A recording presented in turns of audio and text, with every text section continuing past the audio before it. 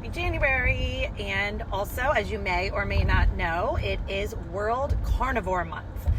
Excuse me. If you are a vegan or a vegetarian, more power to you if that works for you. I'm not trying to offend anybody. I personally believe that animal protein and animal fats are extremely important in a well-balanced diet. They are very important for women to keep their hormones balanced, especially if you are in a perimenopause or menopausal phase of your life and your hormones are kind of all over the place. Excuse me. I also believe that it is extremely important for children who have growing brains, which are a very large percentage of fat, and growing bodies that need that really bioavailable protein to be able to grow the way that they need to. There are just some vitamins and minerals and amino acids and things like that that are just not available in plant foods, unfortunately.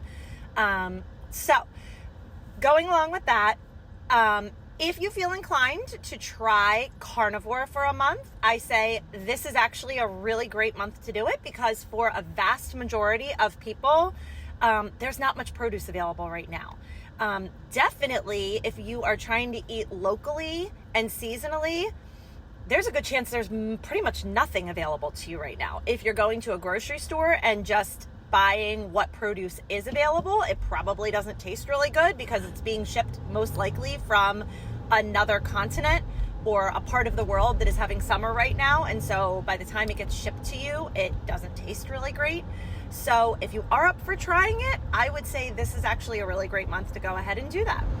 For me personally, I don't go full carnivore. I actually just don't feel really great when I do that. I do like to still get a little bit of fruit, honey, maple syrup, so a little bit of carbs into my diet. I do try to stay somewhat local. I mean, like I was saying, for right now, that would probably literally be like root vegetables and local honey, and local maple syrup. So I do expand my radius a little bit, and I kind of say, well, if it's available, so I'm in the mid-Atlantic of the United States. So I say, like, if it's available along my coast. So I do eat like citrus fruit from Florida right now, grapefruits, oranges, things like that.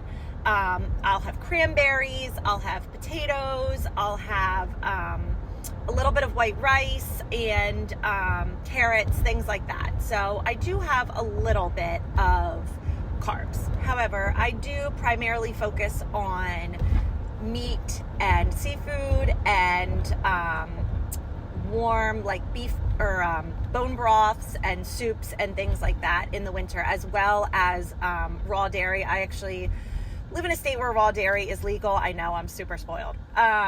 So, you know, raw cheese, raw creams, things like that.